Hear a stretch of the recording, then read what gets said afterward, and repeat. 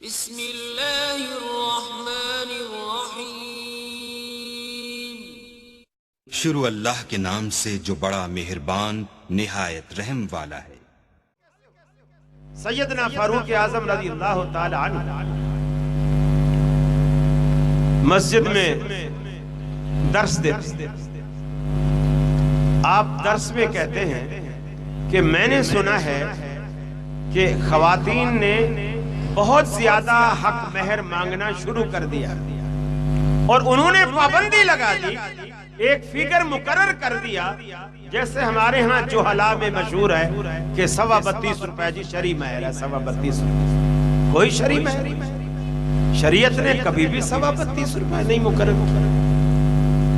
حضرت عمر نے پابندی لگائی کہ اگر کوئی شخص اس فگر سے زیادہ اماؤنٹ حق مہر میں مانگے گا تو جو ہم مقرر کر رہے ہیں وہ تو اسے دے دیں گے، اس سے جو زیادہ ہوگا بیت المال میں ضبط کر دیں گے۔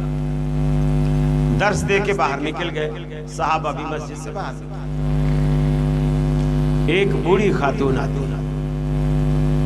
دروازے جو اس درس میں شریک، حضرت عبداللہ بن مسعود درس دے رہے ہیں، عورتیں درس سن رہی اور ان باتوں پہ اعتراض کر رہی۔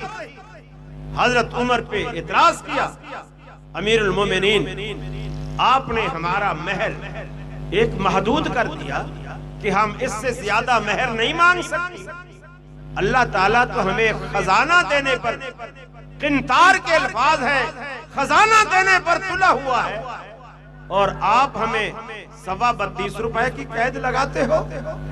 اللہ خزانہ دینے پر تلا ہوا ہے۔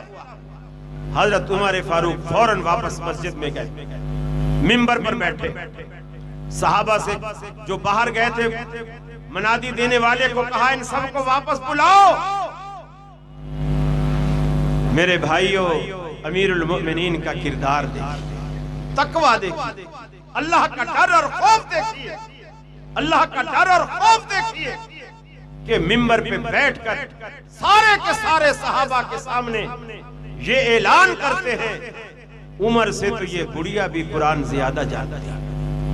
اور پھر فرماتے ہیں، ایک روایت میں آتا ہے، آپ فرماتے ہیں اگر یہ بڑھیا نہ ہوتی عمر گمراہ ہو جاتا۔ اپنی بات کو، اپنے فیصلے کو، اپنے فتوے کو واپس لیا، کیوں؟ اس عورت کی بات کے پیچھے قرآن کی آیت دلیل، اس دلیل کی وجہ سے وہ واپس۔